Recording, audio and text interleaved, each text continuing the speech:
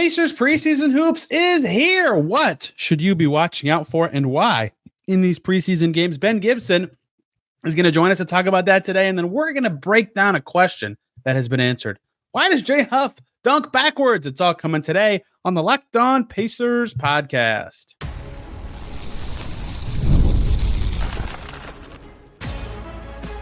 You are Locked On Pacers, your daily Indiana Pacers podcast. Part of the Locked On Podcast Network, your team every day.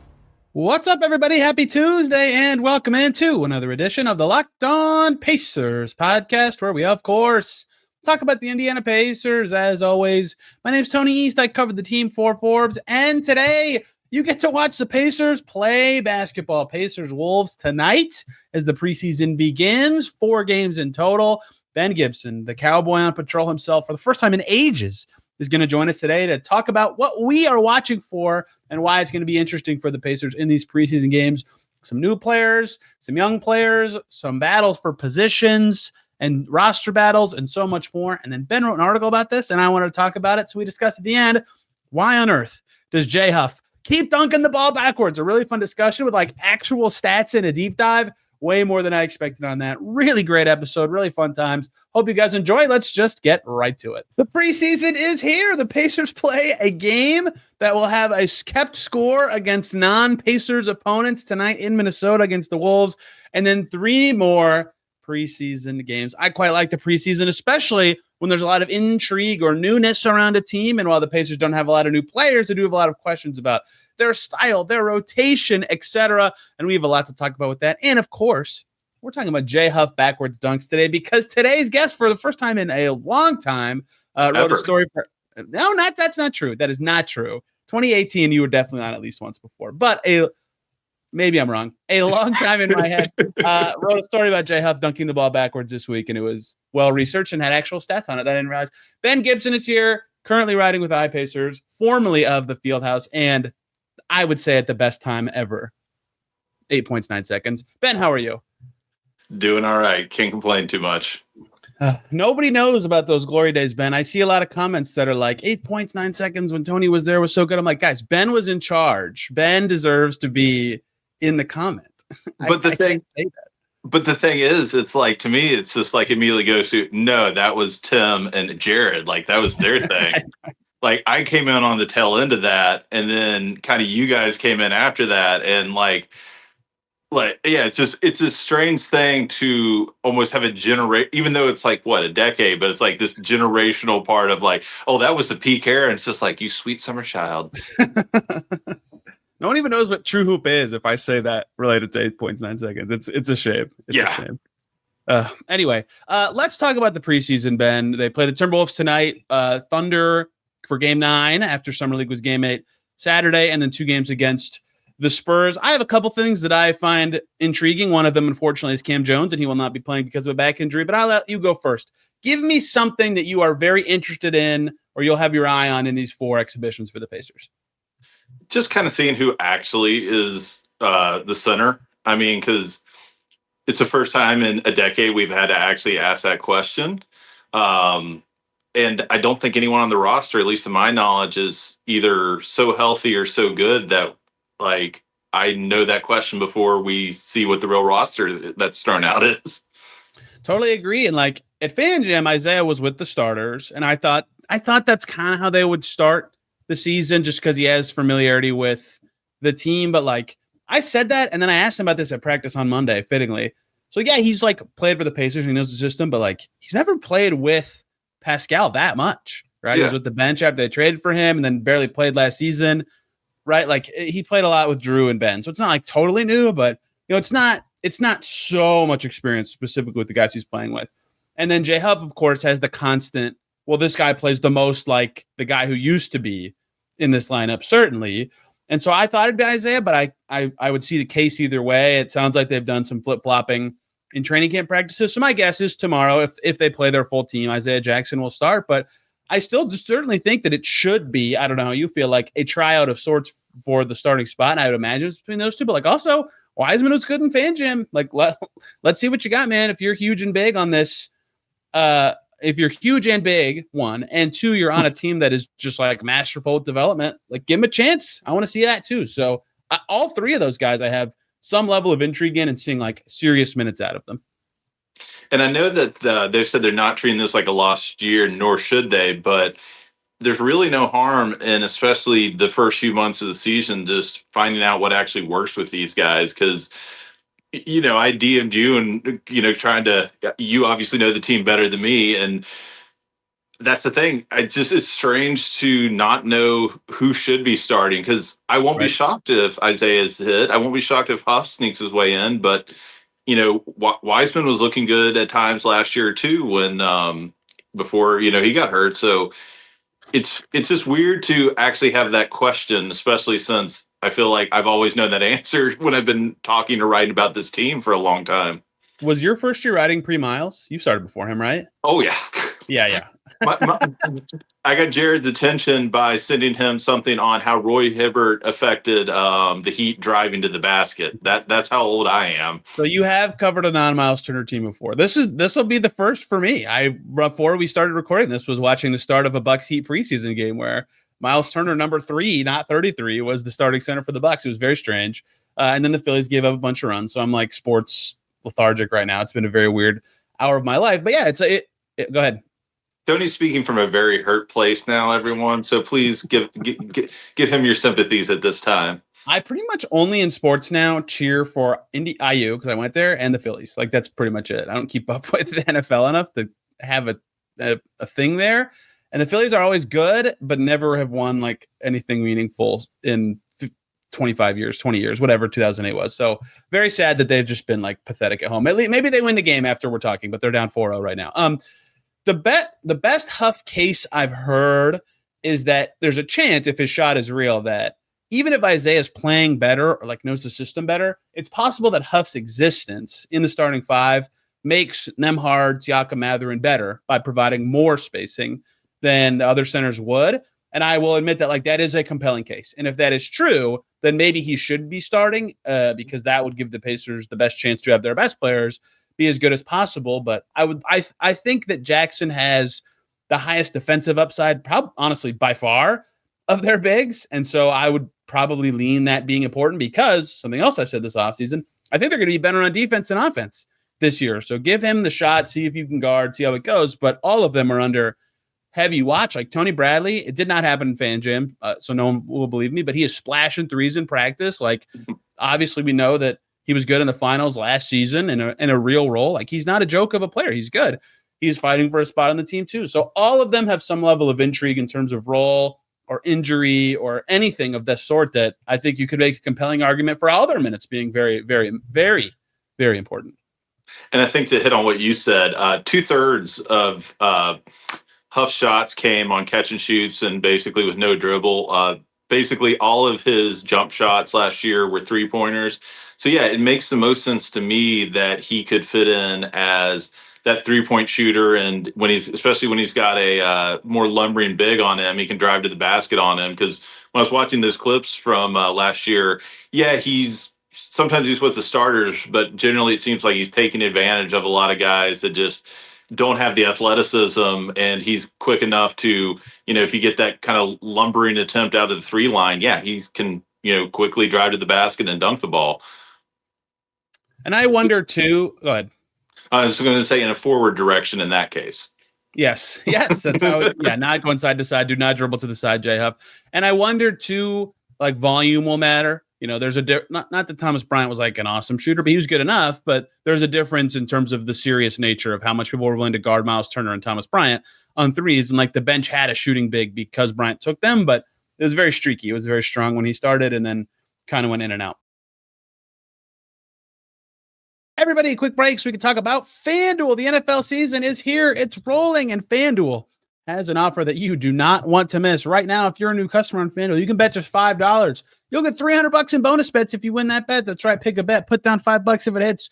You'll unlock $300 in bonus bets to use across the app. Colts fans, great time to be watching football. If you're a fan of my Vikings, maybe not so much, but there's so many fun ways that FanDuel can add to your viewing experience. You can build parlays. You can even follow live lines during the games. Player props. It makes watching football even more exciting when you've got a little something riding on the action, whether you're a casual fan or love diving into the seats and the stats. FanDuel makes the game day experience so much better. So what are you waiting for? Visit FanDuel.com to download the FanDuel app today to get started.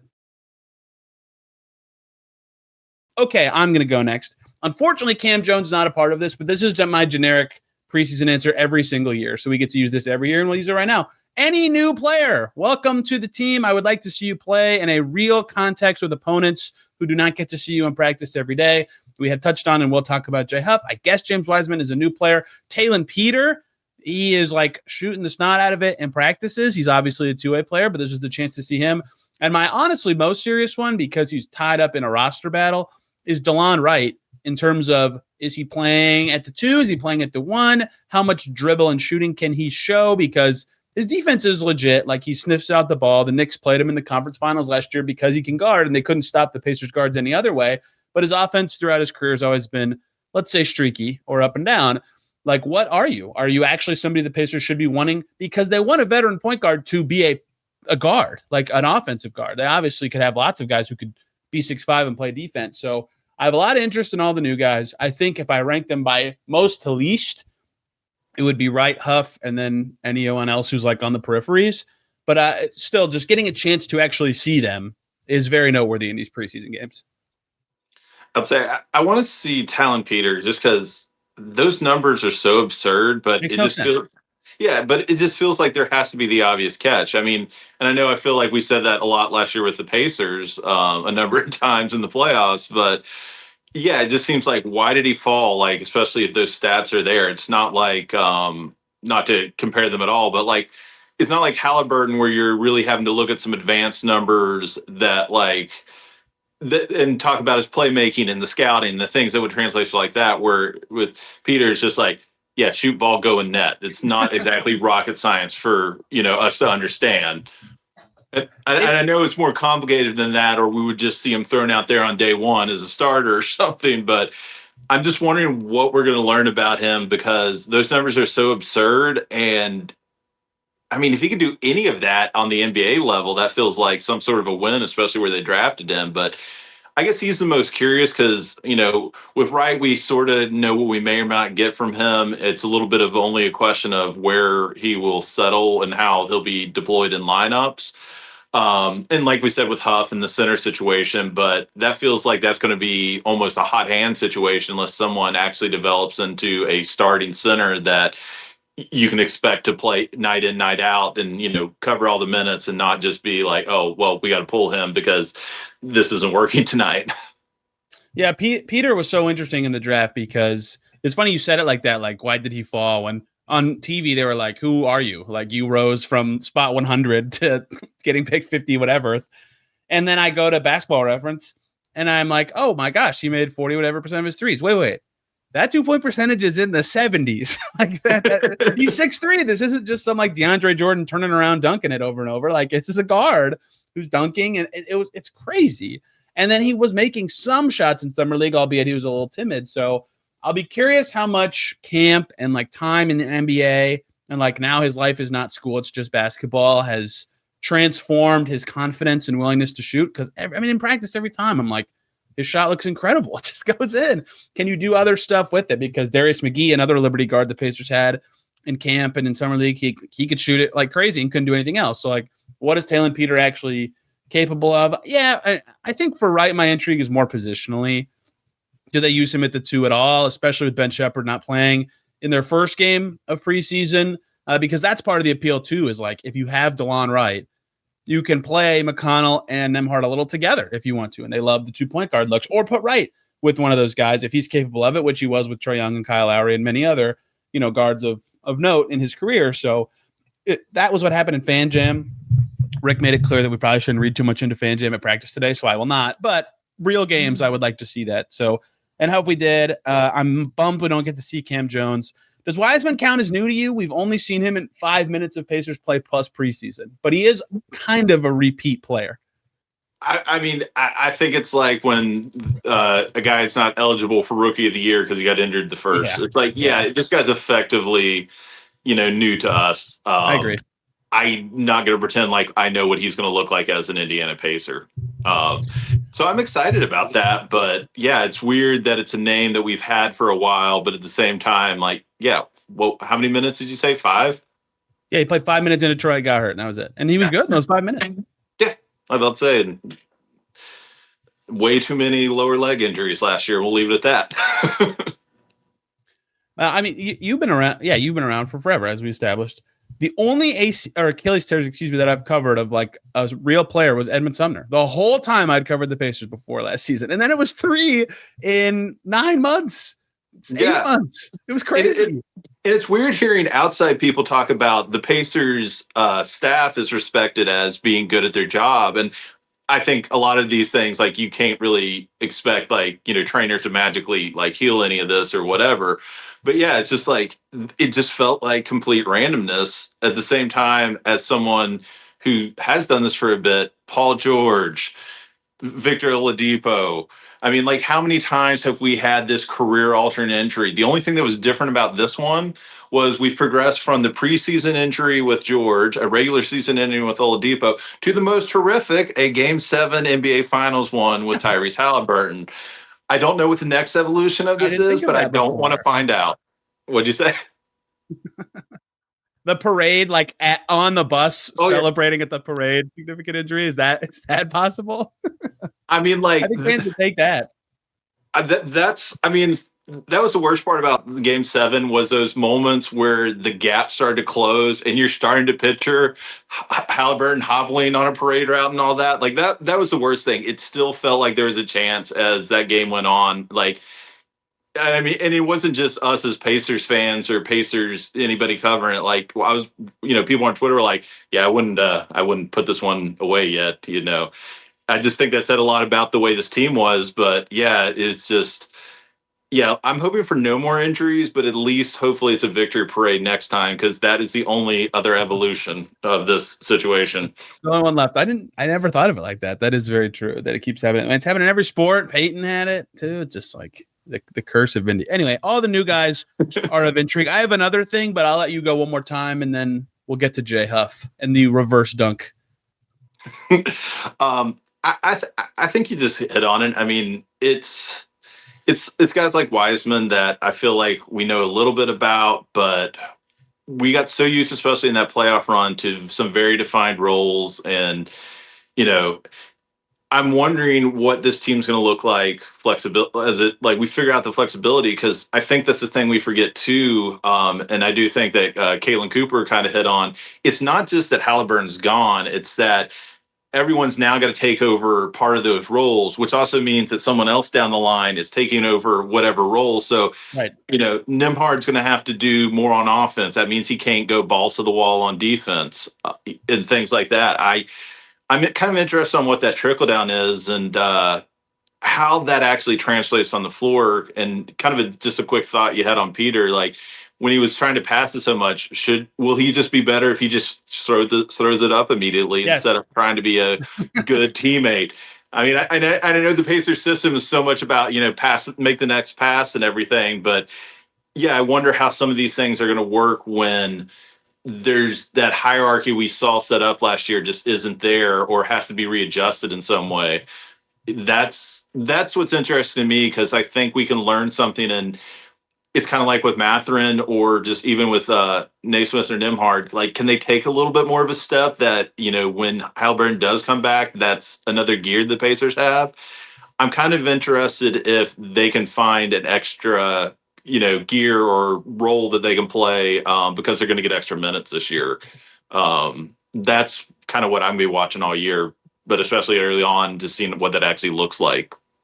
Taylor Peter, if you have 4 feet of space, shoot, shoot, put it up at the rim, man. Do it. It's fine. I mean, apparently, if you drop off 20%, that's 50% shooting. That's acceptable. Yeah. So please keep shooting. That's crazy. Putting it that way sounds crazy. If you lose 20% of your 2-point percentage, you're still shooting, making over half of your twos. And a guard. We guard, yeah. Because we look at like a DeAndre Jordan or guys like those numbers, and it's just like, well, yeah, but it's just like there's nothing about. If nothing else, that guy should be remembered for college. But I want to see if this works at all at the NBA. Just shoot 55, we'll still love you. To the point of defined roles, how I've kind of contextualized that myself is like there's a whole of however many minutes and shots Turner and Haliburton combined for last year. I probably should have just pulled that up to say it, but it's a lot, right? It's something like 60 minutes and almost 30 shots. And that's now available to the rest of the team. And like some of it will naturally go to whoever plays center instead. So like, okay, whatever, chew that away. But like Nembhard played last year a lot of minutes. So he's not going to get more minutes. He might get a few more shots. Same with Mathurin. He might get like a or two more minutes, but he was already close to 30. So it's not like he could shoot way more. So where are these shots coming from, right? Like who is taking them instead? Because even if it's Isaiah Jackson or Jay Huff playing more, like I don't think of them as like taking Miles Turner levels of volume. Is it Jarris Walker? Is it whoever's the backup two now? Like who and why is getting more opportunity and how effective can that player be? That's kind of my role intrigue. And we'll see some of that settled out in preseason, but obviously they're not going to be playing their whole rotation. I don't think for many of these games, but yes, that is obviously a source of intrigue to me.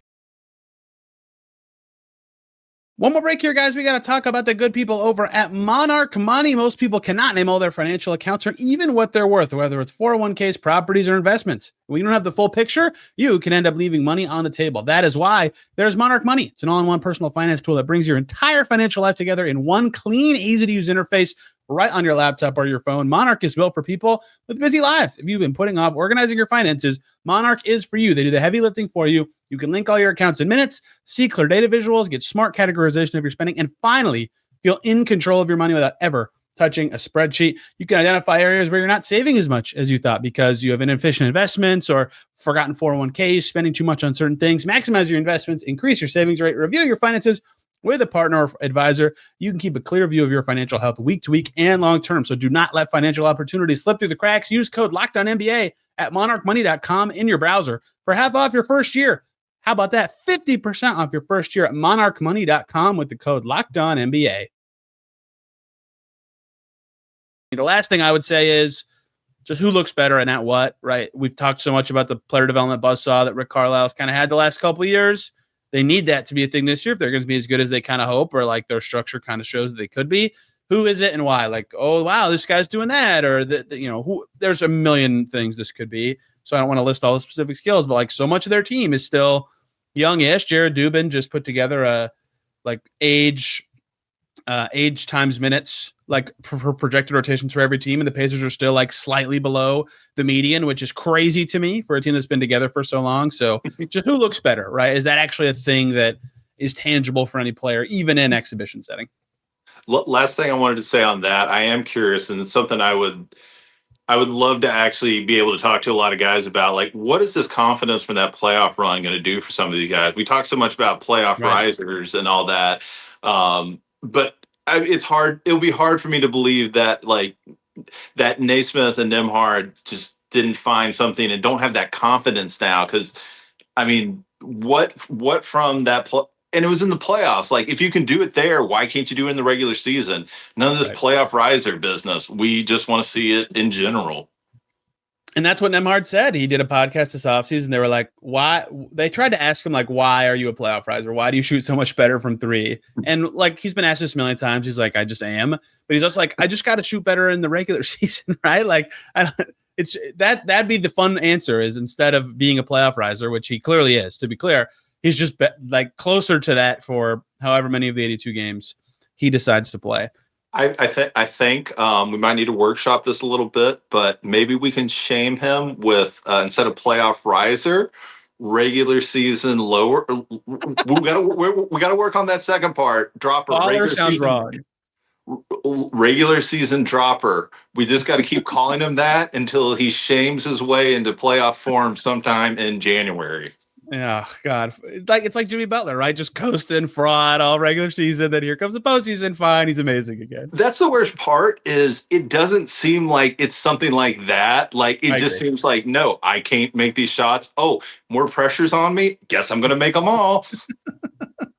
Every year, outside of basically like part of the finals and conference finals, but not the whole series for either one. It's like every playoffs he's been in, he's just like, yeah, I'm going to make half my threes every game. It's crazy. Ben wrote about Jay Huff, and specifically one of the more interesting things Jay Huff does, which like this is when I talk about new guys, like you get to see their preseason and in the preseason, their tendencies and stuff that they do that you're like, oh, I've watched you play a little bit. I didn't know you did that this much. Jay Huff dunks backwards. He does it like a good amount. Yes. Every time there's a clip, like the Pacers would post, we got Jay Huff. Here's a highlights package of Jay Huff with the Grizzlies last year. And I'm like, wait, he was not facing the rim. just dunked it. Yeah. 54 dunks. What did you learn about this? Well, I'll just say, I wrote it a little bit sarcastically for iPacers, but just straightforward, 54 dunks, 18% of them were reverse dunks. But what I think is actually kind of interesting about it is, some of them were just flourishes and all that. But as he said on media day, there is a skill to it that sometimes it is just, instead of turning around, I'm just going to, go over my back because that's a half second quicker. But it was strange because when you see players go to a new team and you don't know anything about them, it's just type in the player's name and highlights. The ESPN package was just nothing but, like 4 or 5 reverse dunks. And that's what led me down that road, because it was just like, that was a highlight package of nothing but reverse dunks. And I mean, you do see that he's a catch and shoot guy, shoots a lot of threes that way, but if he's driving, unless he's driving in the basket, I felt like there was a threat that he was just going to, it's not that he's half the time turning around, like, because sometimes he's using it to block a defender or, it's just the natural position he's in. Like you said, if you're under the basket, I can either try to dribble out or, I mean, I think there's and like he said, there is an actual intelligence and planning to it. It's not just, I'm trying to look cool on these dunks, which would be kind of hilarious if that was really the only thing behind them. But there is an intelligence to it, and I think it'll just be fun to watch. And I don't have the numbers on his alley-oops, but that's the one thing we always criticize Miles Turner for. And we saw a little bit more of it with Haliburton, but I think it will be nice to see a center just throwing down alley-oop dunks consistently. I just accepted that wasn't a thing from Turner, but when I was watching those clips, and some of them were reverse dunks on alley-oops, but I think it'll be fun to see that being a part of somebody's game playing center and maybe playing starter-type minutes playing center. Yeah, it's going to be fun. I like that kind of stuff in a player where you're like, oh, and I'm glad you wrote about it because a couple things. First of all, I believe probably the first ever serious thing written about a Pacers player with a work it by Missy Elliott reference straight up in the story. But two would be that I wondered when the question was asked, like, it's cool, but like, what is the function? Because there's no, like, I'm thinking about it before I knew. I'm like, there's no style. It's not cooler. It doesn't look like, it looks different. It doesn't look cooler, right? Like, why? There's clearly a functional reason he's doing this. And my initial thought with it, as you said in the story, like, or just now when you were talking, sorry, was that it'd be like that it's harder to block because the ball's like on the other side of your body when you jump instead of like in front of you. So I guess that's a little bit of it. But as he explained it, it hit me. I'm like, duh. Like, if you're not facing the basket, turning around and then dunking takes longer than just jumping and doing it, right? And so that is when I was like, oh, duh. That's actually really smart, right? He's been doing it for a while. I think he said since high school. So it actually is a functionally positive play that I wonder if other players are like, wait, that's a good idea. Now, it's obviously possible because he's 7'1", and a lot of guys who aren't 7'1" can't do it as easily, but it is really interesting the way he does this. I think the other part I'd want to add was I remember Keyshawn Johnson talking about in the NFL. He would position himself, especially on goal line passes, using his back to block out the defender. So that's kind of also another function of it. If I know where my defender's at and I can put my back to them, that's more space that they have to try to figure out and navigate to stop me from dunking the ball or scoring. So yeah, there's something fun about it, but at the same time too, like, yeah, it's a lot harder, especially with a guy that tall, if he's got his back on you and, has access to the basket. So it's both quicker, but also it's a good way in a lot of different scenarios in sports to just put distance between you and someone, because, you can put your hands out there and you're behind me. Good luck trying to stop that. Somehow the one I'm surprised I hadn't seen before you had in there was the alley-oop, where it was like not just the defender on him that he needed to beat or time. Like he was like, yeah, cool, I can do this. So it's like, okay, this is he's just so, that made me realize like he's so comfortable doing this. So I wonder how much that is a thing this year. I was very impressed with how much research went into this. I want to know if he's ever missed one, because I bet it looks so funny. Yes, he missed a few, and actually he had it blocked twice. Yeah, I about to say, I think if you click on the link, I may have them linked in there. But yeah, it is blockable, and he did miss it a couple times. But I mean, a lot of times it was just good defense, or it didn't seem that it was something that what are you doing, man? It just seemed like a missed shot, and especially when he makes all the basket, right? What'd you say? Guys get blocked to the basket, right? That's not so. Oh crazy. yeah. Well, about to say, and plus when he does it so well, so consistently, and does have a plan to it, that's why it didn't really bother me once I started watching it. I mean, it's like jump passes are good now. If you jump up in the air and you don't know what you're going to do, yeah, it's a stupid idea. But if you have a plan and your team knows that it's what you're trying to do with it, it becomes something you can use. And that's basically the way I saw it was. It doesn't seem that he's forcing it. A lot of times it's just like, oh, well, yep, there's a reverse dunk. See, that's what the Pacers team needs to be. A bunch of guys who do a unique basketball thing. They do a jump pass. They do a reverse dunk. They do the Obi Toppin thing that when he, instead of turning around while running, he jumps up on the rim and grabs the rim and uses it to spin around in the air. Like that kind of stuff is the kind of quirks I like in players. I'm glad we already have the Jay Huff one down. Ben, this was great. Where can people read that story and find other things you have to say about the Pacers every so often? More than every so often recently. iPacers.com, and I'm Cowboy on Patrol on Twitter. I should have said that. I'll save you that story for another day, but that's where you can find my random thoughts about basketball and some other things. And I appreciate Derek at iPacers letting me haphazardly contribute over there. Haphazardly, as is in the bio. Yes, give Ben a follow. He's been, you were probably the first person I ever contacted in the Pacers sphere, like at all. So probably my longest running Pacers relationship, like 8 or 9 years now. It's crazy. I appreciate you for making me feel old today. It was a long time ago, wasn't it? Yeah, it's 2017, right? I was saying some stupid thing like, hey, I want to write about like how the Pacers could sign Danilo Gallinari this summer. And you were like, what are you talking about? Good times. I will just say I felt like Gallinari was one of those players that just became the answer to everything. And that if I had any visceral reaction, it was probably that. It's just like, no, he's not. Nope. They need to shoot more threes. They need him. They need his Italian stuff. I was wrong. They did not lead Danilo Gallinari, and they were in fact pretty good that first year without him. We'll be back tomorrow here talking about a real game. They play the Timberwolves. We'll see how many starters play for both teams. Hopefully Ant plays. We can really get a sense of how the Pacers defense could look this season, even if only half the game or even less than that is actually truly competitive. Thank you all so much for tuning in. We'll see you very soon.